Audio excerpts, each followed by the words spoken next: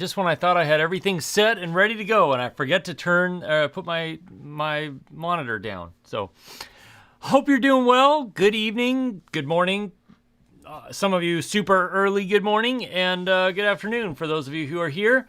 Good to see you. Good to have you here. I'm glad you're here.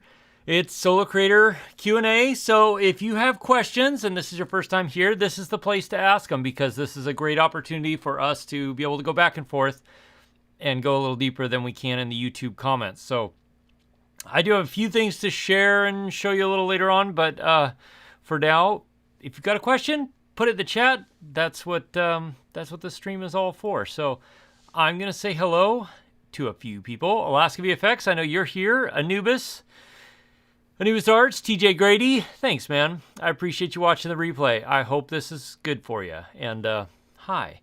So, Black Capino, the Apple Guy, good to see you. Fellow Alaskan, Super Stole, glad you're here. Richard Black, Mark H, the Snapshot Drones, Hamoud, and Richmond Aerials. Awesome. Good to have you all here. Kevin Hawthorne, hello. And Frank Jackson, Bud Bieber, good to see you. Good to be here. So I've spent the last few days shooting with the Sony Alpha 1, the A1, the flagship camera from Sony. I'll put together a video about it. I think that video is coming out Friday, maybe? Hopefully Friday. I gotta say, super impressive camera. Not really the camera for me. I mean, you know, if I had unlimited funds, then yeah, it would be the camera for me. One of the cameras for me.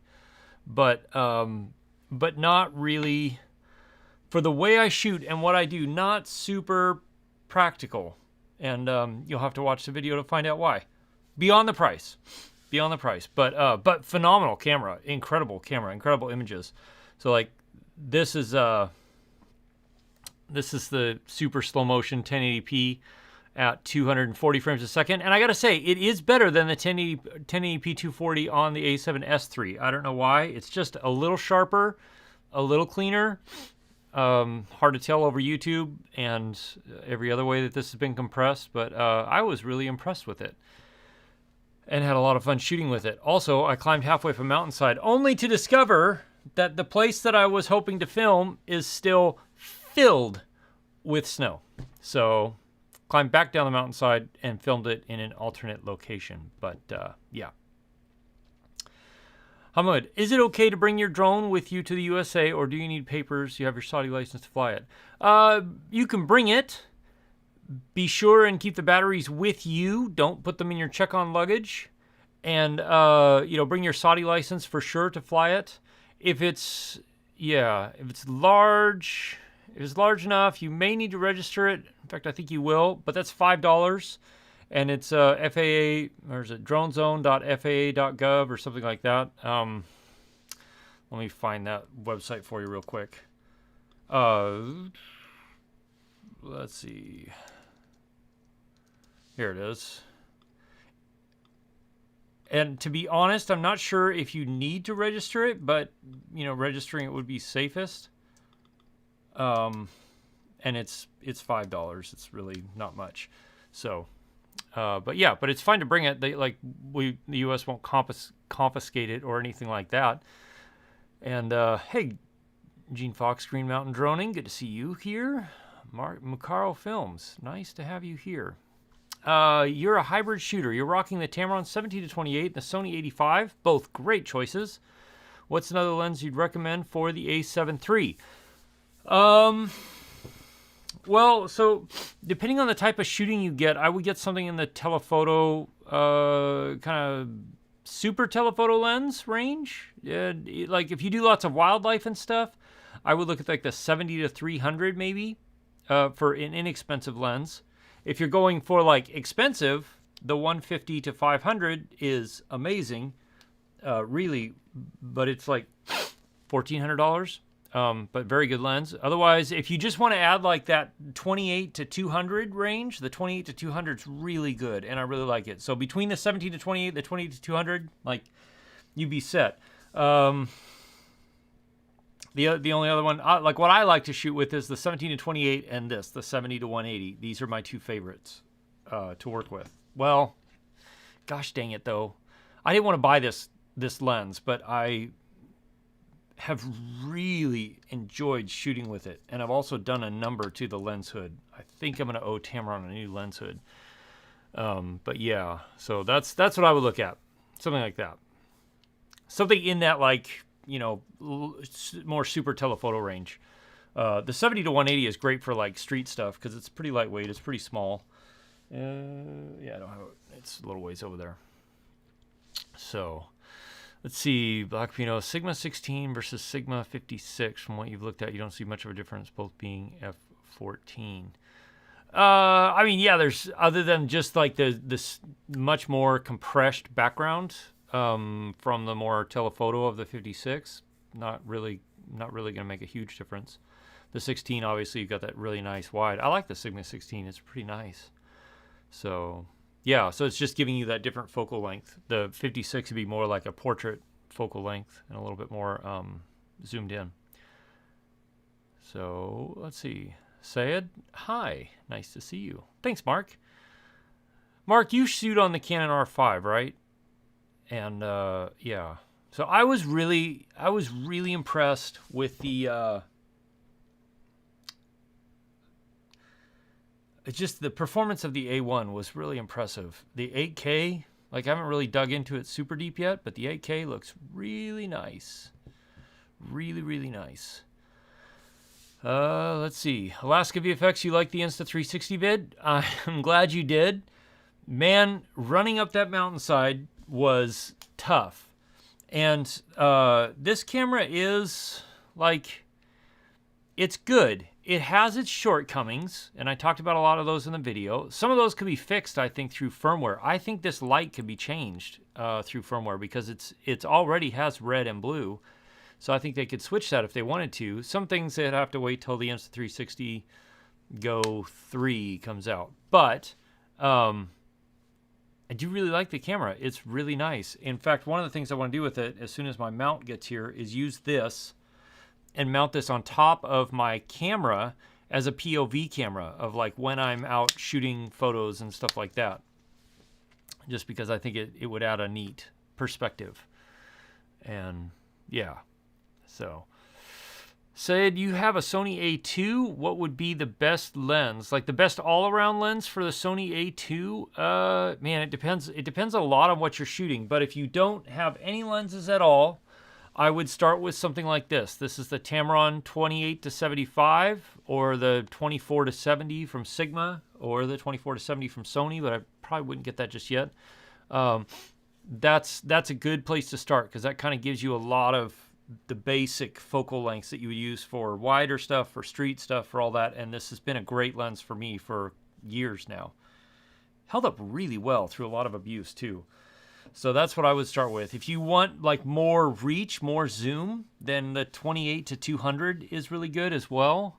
And that gives you a lot of focal length between, you know, wider and really telephoto, which is nice. So that's what I would start with, something like that, because that'll give you a lot of ability to shoot a lot of different things. And as you do that more, then you'll figure out, like, you really like, you know, this focal range. You really like the telephoto stuff, or you really like the more wide stuff, and that's what I would go with. Mukaro, can I recommend a good beginner flash? Ooh, I mean, that's tough. I don't use a lot of flashes. I really don't use any flashes anymore. But Godox makes some very good flashes that are relatively inexpensive. So I'd maybe look at some of the Godox offerings. Beyond that, I really couldn't say. But yeah, I'd look at the Godox stuff.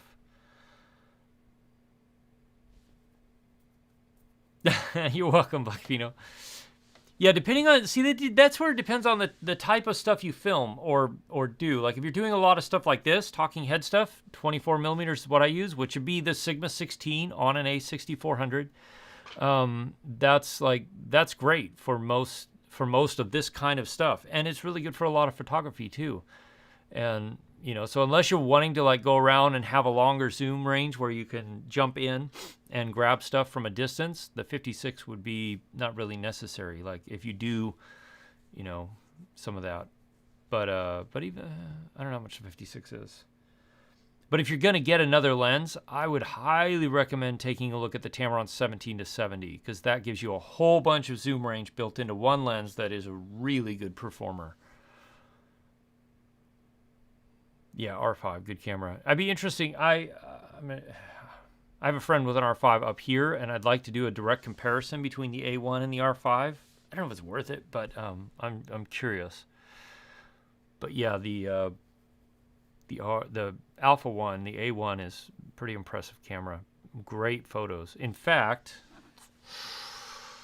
this photo here, not that one. This one, I took this photo with the A1. This eagle came out of nowhere, and so I barely had time to grab the camera lens, turn it on, and start snapping some pictures. This was one of the best ones that turned out. And then, this one was with the R5, or the A1. Now understand that the A1, this is the A1 in APS-C mode, cropped in a little bit. So it's not like a full 50 megapixel photo, but I still love the way the photo turned out. I don't remember what else. And if you've never had the pleasure of sitting on a kayak shooting with a super telephoto lens, I would highly recommend it as an exercise in futility because it is incredibly difficult to hold a lens out at 400 or 500 millimeters steady enough for any sort of stabilization to work and then be able to hit your target. So what you end up doing is shooting at a very high shutter speed, like 1200, 1600, 2000, and kind of just shooting a whole bunch and hoping that one or two of them turn out good. So I shot 500 photos that day, and I think maybe like 8 or 9 of them turned out okay, maybe. So I guess it's not bad, but you know. Saeed, you do landscapes and events. Yeah, so then the 28 to 200 would be a good lens for you because that would cover a lot of different stuff. You can do landscapes with the 28. The wide at the 28 is good. And then events, like if you want to get in close and really pick somebody out of the crowd, you can do that, and you don't have to get in anybody's way. Hey, Brad Alston. Like, you know, you lost a vlogging head style, daily vlogging. Oh, yeah, then the 16 is your lens. That's the great lens. Hey, and Bretner. Hello. How you doing? Hope you're doing well, man. Ben Buchanan, reviews have been super helpful. Awesome. Or useful. Thanks. I appreciate that, man. I appreciate that a lot. So, yeah. Thank you. Thanks a lot. Hey, Steve Carpenter. What was this gonna... Oh, so let's talk about a little bit of news. In drone news, I don't know if you saw, but if you own the smart controller, which I do, they just made the Mavic Mini, the Mini 2, sorry, not the Mavic Mini, the Mini 2 is now compatible with the smart controller, which is exciting. Because now technically all I need to take with me is the smart controller, and I could use the Mini 2, the Air 2S, or the Mavic 2 Pro, which is nice. The Air 2S works best with the controller that comes with it. Still, that's the case, but the controller, the smart controller for most stuff does fine for the Air 2S close by stuff. If you're pushing distance is when you're really going to notice a problem there. So, let's see, Johnny Nimble, nice name. I second the Sony Rumors question. Did I miss a question? Oh, you know what? I did see that somewhere. Oh, the Black Pino. You asked about any rumors of the new Sony A6000 class? No. Well, the rumors are that it's going to be something like the ZV-1, but with an E-mount lens thing. So APS-C size sensor, smaller body, hopefully not worse battery life, because that would be just ridiculous if they did that. But then with an E-mount, so it'd be very, very small, very lightweight, but being able to change lenses, which would be cool. I think it'd be very cool, actually. So, yeah.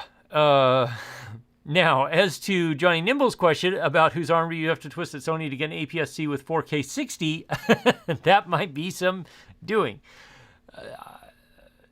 The trouble with it is the processing power, and this is the problem with the Alpha 1 too.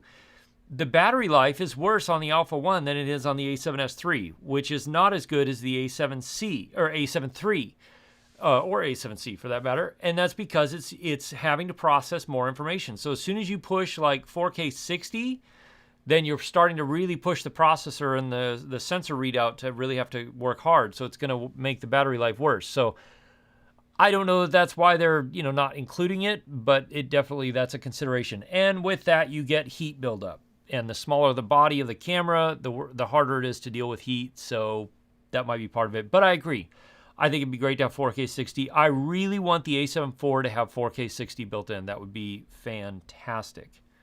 Alaska VFX. Alaska Mini SE on the way? Great. So the Mini SE is being released, and that is essentially, it's last year's the year before Mavic Mini. The Mini 1, the original Mini, but with some changes and some slight upgrades. So I think it'll be a great little drone. Brad Allison drained the batteries now correctly. That's right. Yeah, so the other thing that they updated with the Mini 2 is now the batteries. I have it right here. I should just be talking about it.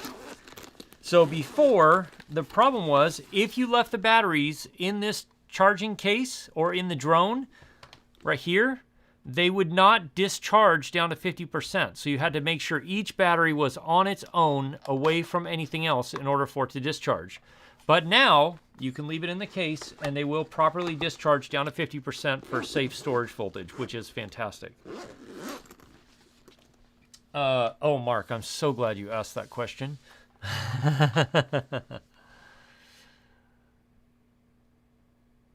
Let's see, N. Bretner, you're doing well, slowly getting into the drone course. Awesome. So, N. Bretner, do me a big favor. As you go through that, especially if something really helps you a lot, let me know. There's a way to comment on the course, and I really need to get some feedback from people about it. So if you can, as you're going through it, you can even just email me if you want to, but just give me, the things that really, really helped you. Or if you have questions, I'm not going to answer personal questions forever on the course, but you're one of the first batches of people who go through it. And so, if you get somewhere and you're like, well, what about this? Shoot me a message or shoot me an email or leave a comment in the course, which is even better, and I'll be able to address it there. So, and there's a major problem with you going outside to fly. Why is that? I am curious. Because you are in your winter now, aren't you? I think you're in your winter. Yeah. Alaska VFX Mini SE, when are they going to get their naming thing down? They're not. Everybody's just dying to find out what the Mavic 3 Pro, the 3 Pro, the Pro 3, whatever they're going to call that drone is going to be. But yeah. Johnny Nimble, great point on battery life. You hadn't even thought of that. Yeah, and that's the big downside is 4K. Like people like this, it shoots 1440, so 2K. Basically, it shoots 2K. You're like, oh, I wish it could do 4K. The battery life in this is already 30 minutes ish. When the camera is out of that, you get 30 minutes. If you were to push this camera to do 4K currently, that battery life would drop dramatically, like to 15 minutes, maybe even less, because 4K takes a massive amount of processing power compared to 1080 or even 2K. 4K is just it's a lot more information. So you go, well, it's only twice as much vertical lines, but it's also twice as much horizontal lines. And so you're exponentially multiplying the amount of stuff that processor has to do to process all that. And then if you go 4K 30 to 4K 60, now essentially you've doubled the amount of information that processor has to process and work through. So that's why 4K 60 is... It's harder than people think to put in a device when you can relatively speaking, do 4K 30. You push 4K 60, all of a sudden your heat and your energy management becomes a much bigger issue. Yeah, that's my story and I'm sticking to it. Black Vito, how would I combat lighting in a small bedroom? Do you have a window in that, Black Vito? If you have a window, let me know if you have a window, because that can actually work to your advantage. But yeah, let me know if you have a window. Hey, Matt Cundiff, welcome. Mark H., I'm so glad you asked about the GoPro Hero 10 because I have been going back and forth on whatever they release with the GoPro Hero 10, like whether or not I really even want to buy it. I have the 9. It's over there. I use it mostly to film the behind-the-scenes stuff as I'm out filming. That's pretty much all I use it for. Other than that, I don't like it. The touch screen on the Hero 9 is the worst touch screen I've ever used. And I don't understand how GoPro, a company that's been around for a decade and invented a camera market, the action camera market, can let something like that happen. And it even causes me to not record stuff when I'm out in the field, behind the scenes stuff, because the touchscreen is so frustrating to use. So I don't know if I even want to buy the GoPro Hero 10. I right now I'm like, I don't want to buy it. I'm kind of, honestly, I've kind of had it with GoPro. So, yeah. Anyway, that's my thoughts on the GoPro Hero 10. It'll come out. It'll have 4K 60. It'll probably have 5.4K. It'll probably have some other improvements, maybe better stabilization, but I don't know how they could even do that. And hopefully a working touchscreen, because dear Lord. Gotcha, and Bretner. Yeah, I gotcha. So the big thing is in the course, like if there's an assignment at the end of every module. So when you get through like module 1, which is going out, or kind of setting everything up, module 2 is going out and doing your first flight. When you go out to do your first flight, commit to it and go out and like take all the batteries you can and go out and do a whole bunch of flying that first time to really, really lock in that muscle memory. But I understand if you're having to drive a distance, like make it worth your while. Take as many batteries as you can, fully charged and ready to go, so it's worth your time out there. Even here in Anchorage, like I can fly a lot of places legally, but I end up driving out of town a lot just because I don't want to disturb people. That's what I do. So anyway, let's see. Matt, PG, a camera that size, you don't need 4K. Yeah, it's true, Matt. I assume you're talking about the Insta360 go-to, and it's true. I don't see a need for 4K, other than bragging rights, I guess.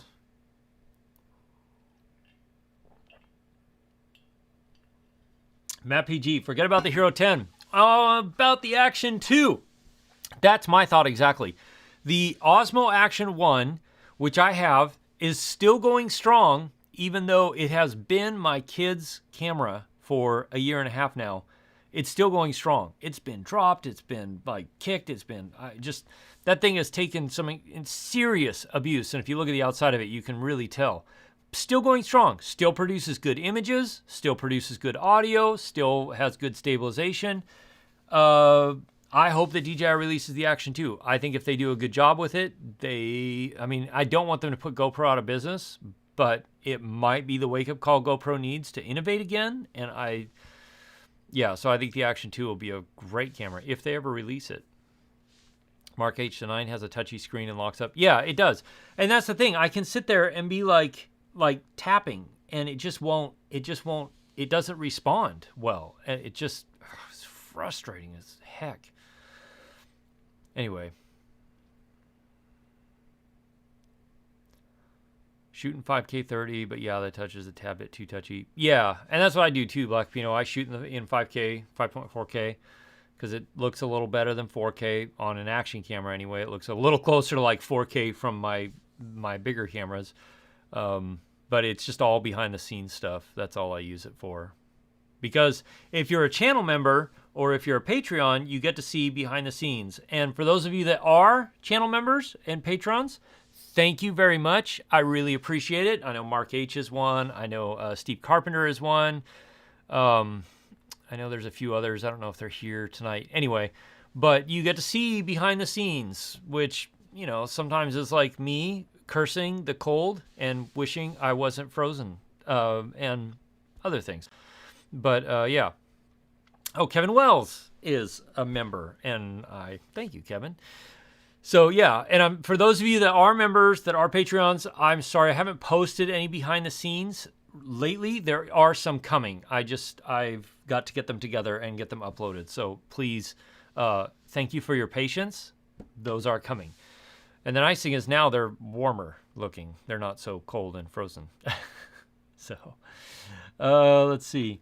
Park Strip, Beluga Point. Yeah, those are good places to fly. Those are definitely good places to fly. Hey, Straight Line. Okay, let's see. Trying to make sure I didn't miss any questions. John Burnett. Hi. You and your wife are going to Rome, Italy in October with a ZV-1, E10, Tamron 11 to 20 to vlog and shoot with the A9. You wish it was the A7IV, 17 to 28, 28 to 200, and a Sony 85. I assume that's the 85. Nice. Great setup. I've got the Sony. This is the Sony ZV-1 here. You know, kind of this. It honestly lives in my studio a lot, but it does make a good B camera with the A7 III. And then this back here, this camera, which just started on its return trip on the slider, is the Zcam E4, E2, E2M4. Jeez, I'm terrible. That's so bad. I'm so sorry. Anyway, but the nice thing is, like, this has an E-mount adapter that I was able to put on it, and now I can use all my E-mount lenses. But they're all manual. There's no like auto adjusting any of them, so it's all manual. Let's see. So, John, I hope you have a great trip. Take lots of photos. You've got some good cameras and lenses for it, and have fun. Straight Line 5K 60 FPS with super view possible. The GoPro Hero 9 or 10. I doubt it. I doubt it personally, but you never know. Thank you, Kevin Wells, for the super sticker. Thank you very much. I appreciate it very, very much. And Brenner, appreciate my honest comments. Are you photography machines, etc.? Oh yeah, you bet, man. Thanks. When I tested the R5 with the 8K RAW in a different format, it didn't recognize in your editing system from Avid. Adobe Premiere probably can handle it better. Yeah, so there is some weird things with the Canon R5 8K RAW format because I couldn't get that to work. So I ended up using just kind of the normal 8K, whatever, H.265 stuff. It did recognize in Final Cut, but it did take some work to transcode it. I will say that. And that is one thing I noticed about the A7 or the A1. The 8K didn't take that long to process compared to 4K to transcode in Final Cut, which I was kind of expecting it to take a fair bit longer, but it didn't take that much longer. So kind of cool, impressive. And the other thing is that I found interesting is the raw photos, which are like 56, 58, 57 megabytes per photo. The raw photos from the A7S III are, what are they? 20 something, like 22 to 24 megabytes. Yeah, I expected them, so whatever they're using to create that raw photo is a pretty efficient algorithm and works really well. So let's see. Kevin Wells, you've got a question. I might have an answer, but we'll see. Eddie Wood can give you a quick opinion. You're looking at buying an Asus ROG Zephyrus Duo 15 GX 550 laptop. Wow. I, unfortunately, could not help you there. It sounds impressive. I have no idea, though. Let me look it up, and let's see what the specs are, because that'll be a good indication there. Kevin, what do you want to do with it? What are you looking to do with it? Is this the Duo one? Oh, yeah, the Duo. Okay, so Sidney Dionson uses this, and he's got some really good things to say about it. So it sounds like it's a pretty boss-level machine. Like, it's got lots of power. I don't know how the battery life is or anything, but from what I've heard, it's great. Sidney Dionson did a review of it, I think. Let me see.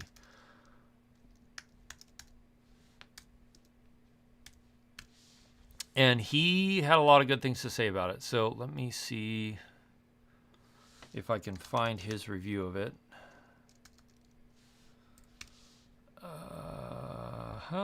Here we go. This is super riveting.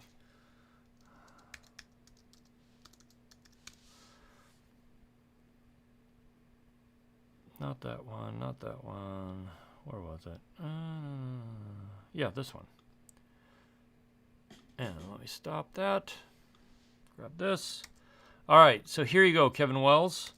Watch that video there, because he looks at it from like a filmmaker perspective, video editor, photographer perspective. Yeah, so it sounded like it was a pretty powerful, pretty boss level machine. But I don't know if I mean, I have no idea the battery life is probably not that great.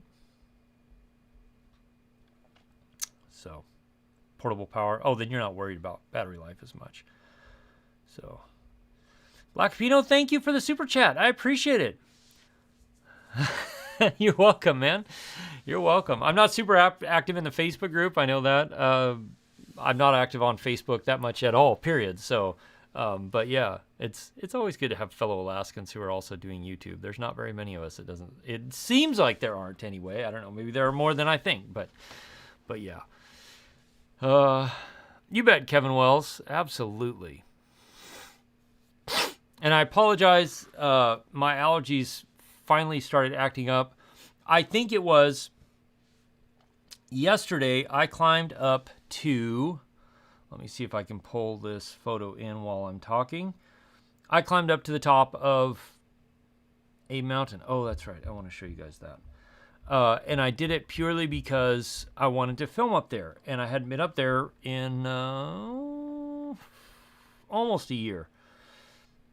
And when I got up there, I realized that there was still a lot of snow where I wanted to go. And so that kind of like, you know, X'd that out for me. Let me export this to my camera roll and then we'll show it here.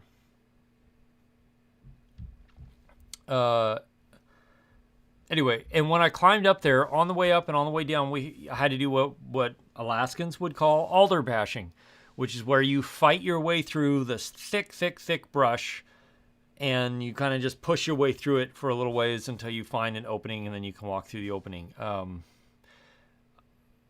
As I pushed my way through, I realized that they were all like in this super high pollen state, so every time you touch one, it was like a cloud of green would go out. So I don't know if it's technically allergies, or it's just the fact that I overwhelmed my system with pollen yesterday getting up to this spot here. So this is Burns Glacier. I hiked to the back side of this glacier last year, and I was kind of wanting to see how it was looking. Still a lot of snow up there. It's about a month late. I was up at this same spot 13 months ago, so a year and 1 month ago, and it looked about like this. So everything's working kind of late this year. But yeah, I fought my way through pollen that was just like clouds of pollen. And, yeah. So, yeah, drones, yeah.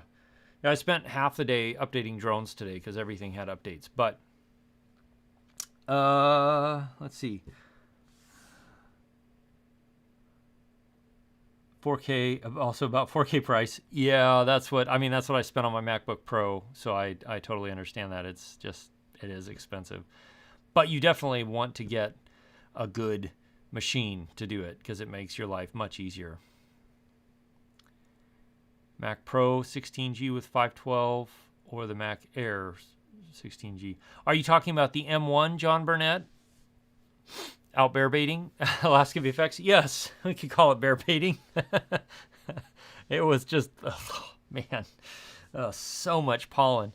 But I did, because I'm going back up there. I'm going to hike back to the backside of that glacier again this year, just a little earlier than last year because I was racing the daylight on my way down, and I don't want to race across a glacier. So I wanted to see how it was looking. Still a lot of snow, so it's going to be a while till I can go to the backside of it again. But, whatever. And then, so this, I want to show you this picture. This is with the Tamron 17 to 28. I posted these on Instagram today. And this picture to me looks fake. Now, there is no part of this picture that is fake. This is exactly how it looked in real life. It was just one of those things where, like, the clouds are perfect little white puffy clouds floating through, and the green was super green. And then if you look on the mountainsides, everybody's asked me what I did to make those colors. I did nothing to make the colors on the mountainside. That is all from mineral deposits in those mountains there. So like iron, there was some places up there you can't really see too well in the picture, but there's copper. So there's kind of bluish hues in certain places that's copper. And then there's the yellowy kind of look, which I'm trying to figure out. I think it's some sort of sulfur or something or other, or some iron, another type of iron that's like mixed with something that creates a brighter yellow rusty color and the red color. So, but this is the 17 to 28. I think this is at 24 millimeters if I remember right. Oops, not that.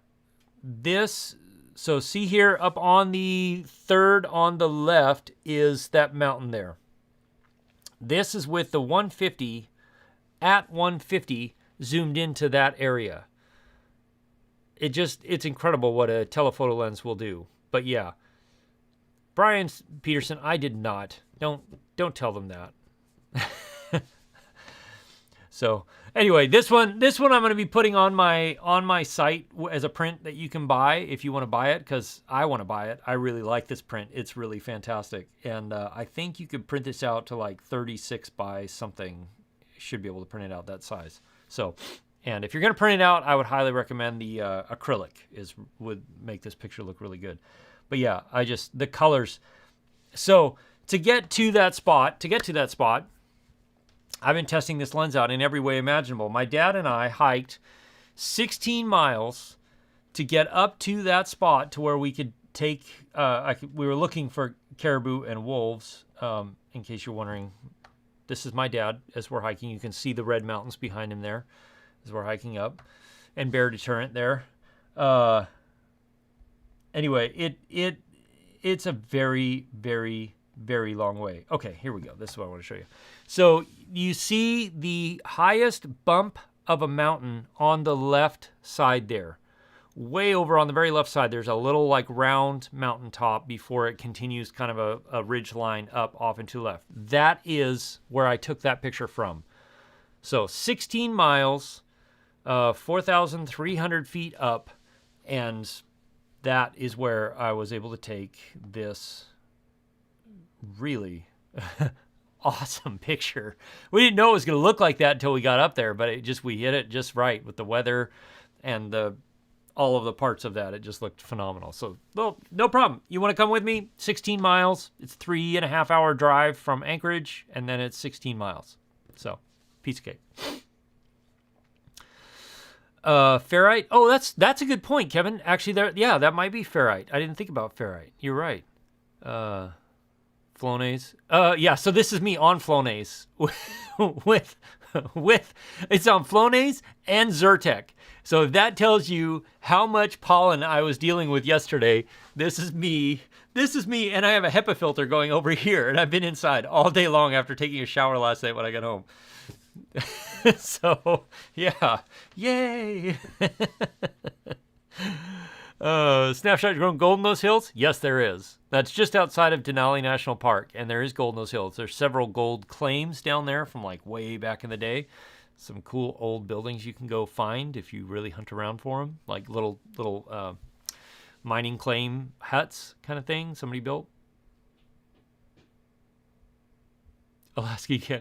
That's the thing that blew me away. I was like, dear Lord, this is one of those times where you're here, the weather's great, and the colors were perfect because you have the bright green that have all the vegetation that had just turned green, and then you have these colors from all the snow melting off. Like those colors will fade and change as the year goes on with rain and all that, but because the snowpack had melted off, it just was like everything popped. It was awesome. Alaska VFX, I have a drone shot of me standing in that location. So actually, where is that drone shot? I have it in here somewhere, right? So that was me photoshopping.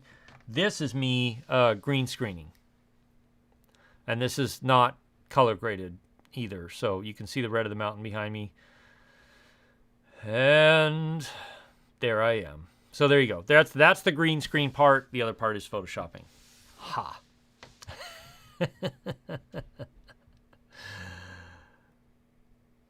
Which Tamron lens did I say would be a good viable zoom for the Sony 6000? The Tamron 17 to 70, I think, is the best all-around zoom you can buy for Sony APS-C cameras. It's fantastic. Because it's wide enough on 17 that you can handhold it and talk to it pretty decently. It's almost as wide as your Sigma 16, but then you can zoom all the way to 70. But it also has vibration compensation built into the lens, so it steadies out your shakes, which is fantastic. Great lens. If I was shooting APS-C, that would be the first lens I would buy. And then if you really want something wide, the 11 to 20 right here is the other lens I would buy. But you already have a Sigma 16, so you don't really need that. Anyway, thank you guys. Mark H., I really worked to get those photos. I do. It was a really kind of grueling hike to get there, because we were alder bashing for the first mile, which just means like you're just pushing your way through brush, trying to follow game trails that have been through there. And then once you get up on the high country, where it's just scrub brush, it's a lot easier walking. But it's a long way and all uphill. One way, anyway. And Bretton, awestruck yesterday, flight semi in Alaska. Oh, yeah, nice. Hey, Harrison. I'm almost there, man. I'm almost there. Probably this week. So, if you're still interested. Let's get that track in Mocha. Of course. That's what I use for all my green screen moving shots. What else would you use to track something with?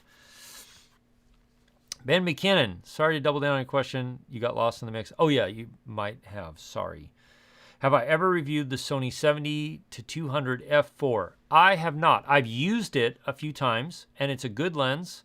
For me, personally, I would go with this one over the Sony 70 to 200 f4 because it's a little cheaper, but you get much better low light performance, and the image quality out of it is better. But if you need the optical image stabilization built into the lens, then the Sony 70 to 200 f4 is a great lens. It's good. So, but yeah, for me, I need the low light performance more than I need stabilization, if that makes sense. Alaska VFX, do I ever do digital doubles? No, I haven't really, actually. John Burnett, yes, with the M1 chip. Okay, well then, John, either one will work great. So if you want to be portable, the MacBook Air with the M1 chip, phenomenal. If you like a larger screen and you're not, you don't need to take it with you places, then I'd get the iMac personally, because the screen is stupendous, fantastic. I'm trying to find more adjectives. I realize in my videos as I'm editing them, I have a set number of adjectives that I generally use, so I'm trying to expand my vocabulary. Harrison Family Vlogs. Andre, you're awesome. Oh, thank you, Steve Carpenter. Smash the like button. That's right. Smash that like button. Okay, so I asked people for questions, and now that we're getting into like the late part of the day, whatever. Let's see. I had some people ask me questions when I posted about this lens, if people had questions for me on this lens, and a few people did. So let me see. Muanban asks, how big is the lens? This lens, so like this is the 28 to 75 here, and that's the 150 to 500. So I mean, it's big. It's a large lens. Let's see if that will show here. It's a very large lens. It's heavy. It's about 4 pounds.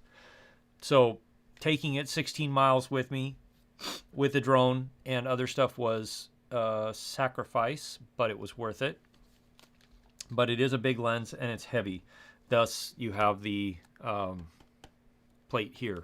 You don't want to use it. You don't want to rest it on your camera plate without that collar in use, because it's heavy on the camera locking ring. Yeah, and I think that was the only question that came on Instagram, and I kind of posted late on Twitter, so I don't know if I've gotten any questions.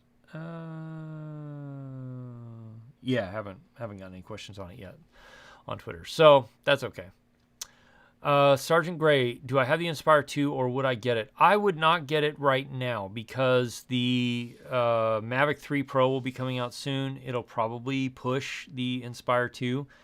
The Inspire 2 is a great drone. It just doesn't stand up to what drones are capable of now. And the Inspire 2 is 3 or 4 years old now, and like it's getting long in the tooth. So they either need to release the Inspire 3 or they need to, like, you know, the Mavic 3 Pro can be like the everything above it. So, and the Inspire 2 is really built to be a dual operator drone, which means you got one person controlling the camera, one person flying the drone. And if you do things that way, it is a good drone. It's a very good drone for that. But yeah, for me, for what I do, the Inspire 2 is not a needed piece of equipment. Have I heard of the M1X chip will be coming out later this year? I have, Steve. And in fact, so I run the MacBook Pro 16-inch that came out when they did this, you know, they switched to 16-inch. And it's pretty specced out. And when the M1X chip or whatever the next version of the M1 chip is and comes out in the 16-inch MacBook Pro, I will probably be selling this computer and getting that one because the M1 chip by itself handles video processing so fast. It's ridiculous. And so when they come out with the, because I think everything I use now in Final Cut and all my plugins and stuff is compatible with the M1 chips. And so, yeah, I will be trading in or selling it and then getting into the M1. How I green screen the tabletop and then lean on it? Oh, it's easy. You just put a bench down with green fabric on it and then you just green screen this part on. The trick is the shadows. It's really hard to do the shadows.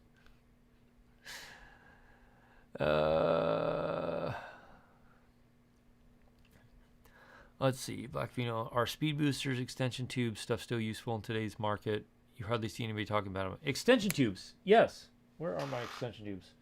My extension tubes are over there. I do like extension tubes when you want to get macro shots with lenses that aren't macro. So like the Sony 85 with an extension tube on it, like I think the 8mm is usually what I use, is great because you get a really tight, really nice macro shot when you can't get it with the focus distance normally on the lens. So, but if you use lenses like this or even this guy, you can do a lot of macro type stuff without extension tubes. And I don't know how Tamron's doing this other than it's just part of their lens design and it's part of the reason they get these kind of odd focal lengths. Let's see. Oh, I don't know if I have. I didn't export any of them, so I'm not going to show them. But you can get incredibly tight photos with this guy. The 150 to 500. Unbox Warehouse? No, not yet. They've not been very responsive lately. Have you had any luck? Because, yeah. So, Black Pino, speed boosters I don't think are really worth it unless you're running the Micro Four Thirds system. They're worth it there, but the extension tubes can be useful for product stuff because you can get really close, tight shots with them. Lens recommendations for the Sony A6500 for wedding videos? Oh. Like the 17 to 70 is a good one from Tamron. That would be one I would look at for sure. And probably the 28 to 200. Because the 28 to 200 will give you a lot of that super telephoto stuff for when you got to be way in the back and you want to punch way in. So those are the two I would look at. 17 to 70 for sure. The 28 to 200 maybe if you need more of that telephoto range. But the 17 to 70 I think would be where I would start. Nothing that I've seen yet, Mark, in the Mavic 3 Pro or Pro 3 or 3 Pro or whatever they're going to call it. So, hey, Little Mountain Life, welcome. Glad you're here. Thank you. I appreciate that. Appreciate that a lot. Thanks for being here. David Morse, I've heard that a few times. So thanks, Kevin Wells, for being here. I appreciate you, man. Have a great day. Do I golf? I do not golf, Sergeant Gray. Never have. Yeah. Wildlife just picked up a K&F KF carbon fiber tripod for traveling later this year after your cat knocked over and broke your current aluminum K&F tripod. Haven't heard of it yet. I haven't heard of that one yet, but you've got my curiosity piqued.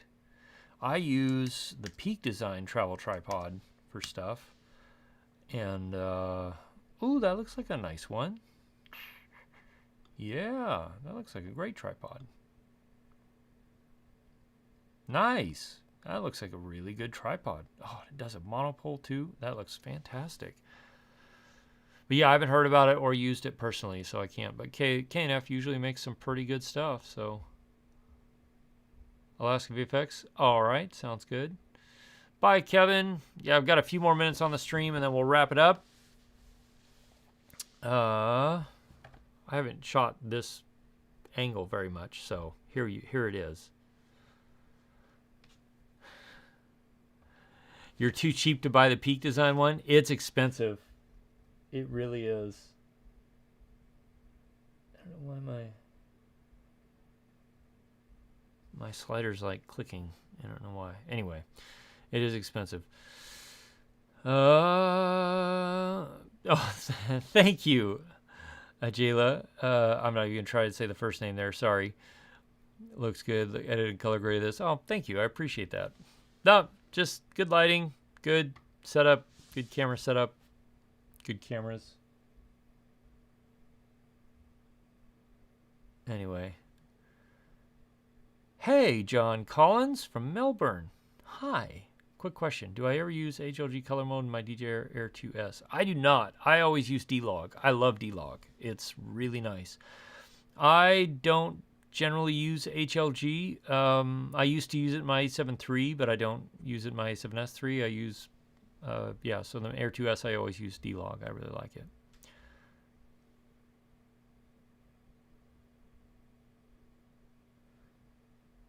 Anyway, let's see. If I use the Mavic Mini 2 Quick Shots Orbit, does it stop if it's about to run into anything? No, it does not, Augie. That is the one downside of the Mini 2 is there's no obstacle avoidance. So if you have anything that it's going to run into, it will run into it, and just definitely will. So, Mark H, thank you so much for the super sticker, man. I appreciate it, Goal. Thank you. Thank you very much. So let's see. Anything else? I think I covered everything I wanted to cover, other than, yeah, it's a great time to be a creator. There's a lot of really good stuff out there right now. Some fantastic stuff. Smack some. Hey.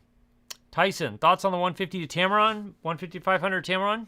It is a fantastic lens. I did not want it as much as I do. It is a really, really good lens. These are posted on Instagram as well, but so if you want to see them again later, that's the place to go do it. But in the meantime, let's see. These were all taken with the 150 to 500.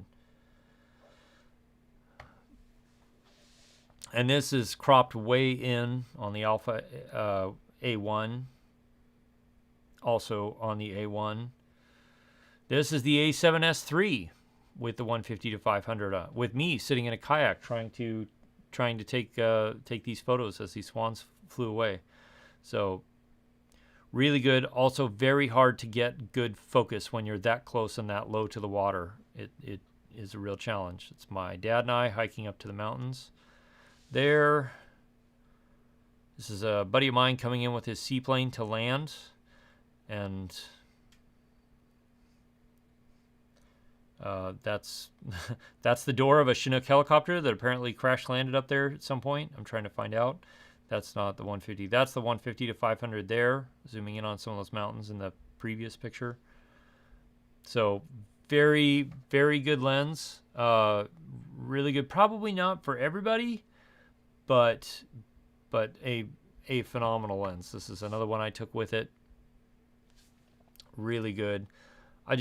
The amount of detail you can get with it, and the fact that it got focus in that environment, tons of sticks and branches and stuff in the foreground, was really, really impressive.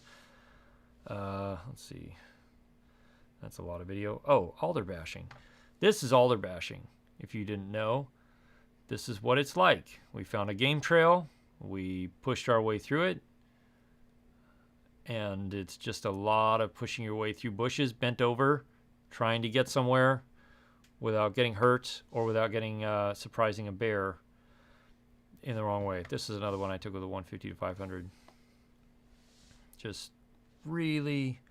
Oh, that was the A7III as well, so really, really nice, really great stuff.